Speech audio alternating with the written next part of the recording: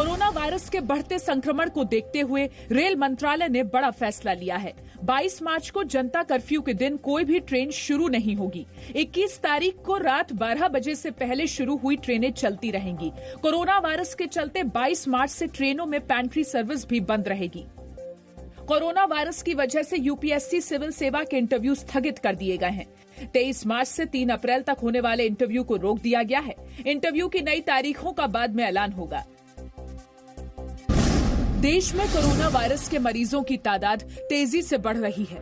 पिछले 24 घंटे में अब तक के सबसे ज्यादा 50 नए मामले सामने आए हैं। देश में कोरोना संक्रमित मरीजों की संख्या 223 हो गई है। कोरोना वायरस से संक्रमित 223 मरीजों में से 22 ठीक हो चुके हैं, जबकि 4 लोगों की मौत हो चुकी है। कोरोना वायरस को लेकर प्रधानमंत्री नरेंद्र मोदी ने सभी देशवासियों से एकजुट होने की अपील की है।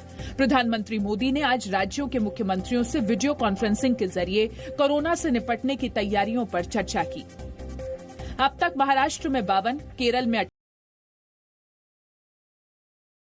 हरियाणा में 17, कर्नाटक में 15, आंध्र प्रदेश में 2, ओडिशा में 1, पंजाब में 2, राजस्थान में 7, तेलंगाना में 16, तमिलनाडु में 3, जम्मू कश्मीर में 4, लद्दाख में 10, उत्तराखंड में 1, पश्चिम बंगाल में 1, छत्तीसगढ़ में 1 और पुडुचेरी में 1 पॉजिटिव केस मिला है। दुनिया भर में कोरोना से संक्रमण का आंकड़ा 2,45,000 से ज्यादा हो चुका है, जबकि 10,000 से ज्यादा मौत हो चुकी है।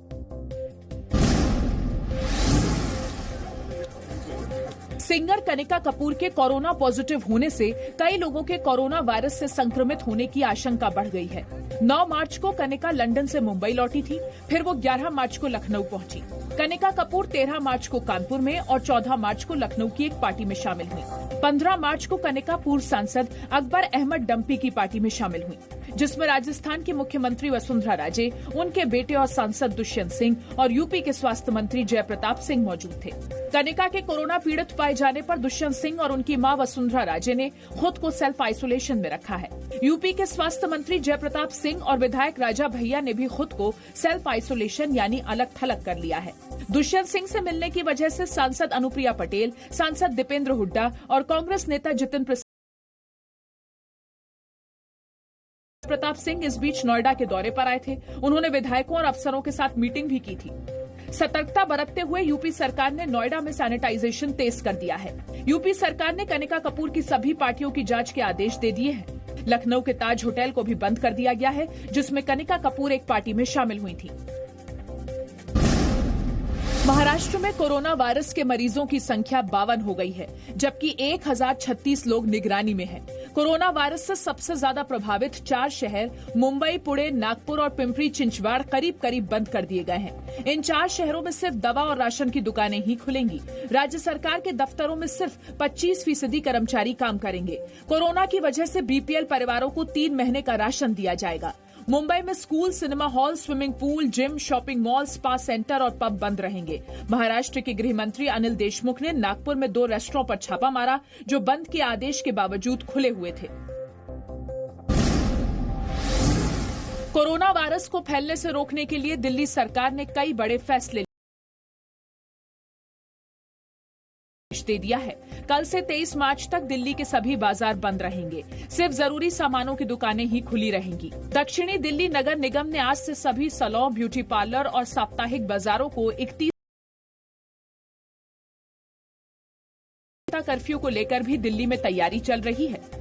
रविवार को दिल्ली का कनॉट प्लेस पूरी तरह बंद रहेगा। मेट्रो सेवा को बंद करने का फैसला किया गया है। Delhi auto taxi transport Congress union ने 22 तारीख को टैक्सी और ऑटो नहीं चलाने का ऐलान किया है। दिल्ली में कोरोना संक्रमित 17 मरीज मिले हैं, जिनमें से 1 की मौत हुई है और 5 ठीक हुए हैं। कोरोना के खतरे को देखते हुए यूपी में सभी मॉल्स को बंद करने के आदेश दिए गए हैं। यूपी सरकार ने लोगों को शादी जैसे समारोह में 10 से ज्यादा लोगों को आमंत्रित न करने की सलाह दी है। यूपी में धार्मिक, सामाजिक, सांस्कृतिक और मांगलिक कार्यक्रम 2 अप्रैल तक रद्द करने के आदेश दिए हैं। लखनऊ के सभी रेस्टोरेंट 31 मार्च तक बंद कर दिए गए हैं। कोरोना वायरस के बढ़ते संक्रमण को देखते हुए पश्चिम बंगाल की मुख्यमंत्री ममता बनर्जी ने गरीबों को सितंबर तक मुफ्त में चावल देने का आदेश दिया है। पश्चिम बंगाल के दफ्तरों में भीड़ कम करने के लिए 50% सरकारी कर्मचारी घर से काम करेंगे। गुजरात में कोरोना के मरीजों की संख्या 7 हो गई है। सभी संक्रमित मरीज विदेश से लौटे थे।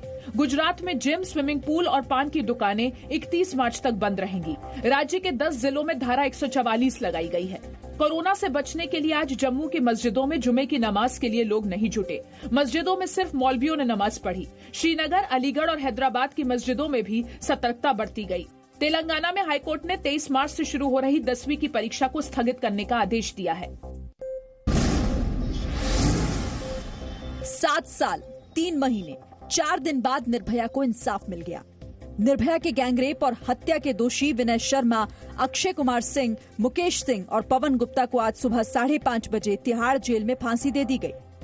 फाइनली ये 7.25 साल बाद निर्भया को हम न्याय दिला पाए और जो इन्होंने दरिंदगी की थी उसका इनको पनिशमेंट मिला। इससे पहले पूरी रात दोषियों के वकील ने फांसी टलवाने की पूरी कोशिश की। फांसी से 2 घंटे पहले तक हाईकोर्ट से लेकर सुप्रीम कोर्ट तक सुनवाई होती रही, लेकिन निर्भया के दोषियों की आखिरी कोशिश भी नाकाम रही। सबने अपनी ड्यूटी निभाई, उसमें कोई प्रॉब्लम नहीं है। फांसी होने का प्रावधान है तो फांसी होगी। फांसी बचाने की जिम्मेदारी मेरी है, मैं डिफेंस काउंसिल हूँ तो फांसी बचाने के लिए नेचुरल प्रयास करूंगा, टालने का भी प्रयास करूंगा। एक एक क्षण, एक एक पल, एक एक दिन, एक एक मिनट बचाने का प्रयास करूंगा। हाँ, वो मैंने किया। निश्चित तौर पर 7.25 साल हो गए। फांसी से पहले चारों दोषियों के चेहरों पर डर था। विनय फांसी से बचने के लिए आखिर तक गिड़गिड़ाता रहा और दोषी पवन भी रोया। फांसी के बाद पोस्टमार्टम हुआ और फिर चारों के शव उनके परिजनों को सौंप दिए गए। निर्भया के दोषियों की फांसी पर तिहाड़ जेल के बाहर लोगों ने जश्न मनाया। बेटी के लिए 7 साल से कानूनी लड़ाई लड़ रहे निर्भया के माता पिता ने फांसी को न्याय की जीत बताया है। आज जी न्यूज निर्भया न्याय दिवस मना रहा है, हम इसको सपोर्ट करते हैं। मैं चाहती हूँ कि आप लोग भी सब निर्भया दिवस मनाइए। तिहाड़ जेल में उनको फांसी दे दी गई है तो वो एक सपना की तरह से मतलब एक संजोया है कि नहीं, इस तरह से दी गई, ऐसे हुआ होगा। प्रधानमंत्री नरेंद्र मोदी ने ट्वीट कर कहा कि न्याय मिल गया है। महिलाओं की गरिमा और सुरक्षा सुनिश्चित करने के लिए इसका अत्यधिक महत्व है। हमारी नारी शक्ति ने हर क्षेत्र में बेहतरीन प्रदर्शन किया है। एक साथ हमें राष्ट्र का निर्माण करना है जिसका केंद्र महिला सशक्तिकरण होगा, जहां समानता और अवसर पर विशेष ध्यान होगा। दिल्ली के मुख्यमंत्री अरविंद केजरीवाल ने ट्वीट कर कहा कि 7 साल बाद आज निर्भया के दोषियों को फांसी हुई। आज संकल्प लेने का दिन है कि अब दूसरी निर्भया नहीं होने देंगे। पुलिस, कोर्ट, राज्य सरकार और केंद्र सरकार सबको संकल्प लेना है कि हम सब मिलकर सिस्टम की खामियों को दूर करेंगे और भविष्य में किसी बेटी के साथ ऐसा नहीं होने देंगे। राजनीतिक दलों के साथ कई महिला संगठनों ने निर्भया को इंसाफ पर खुशी जताई है।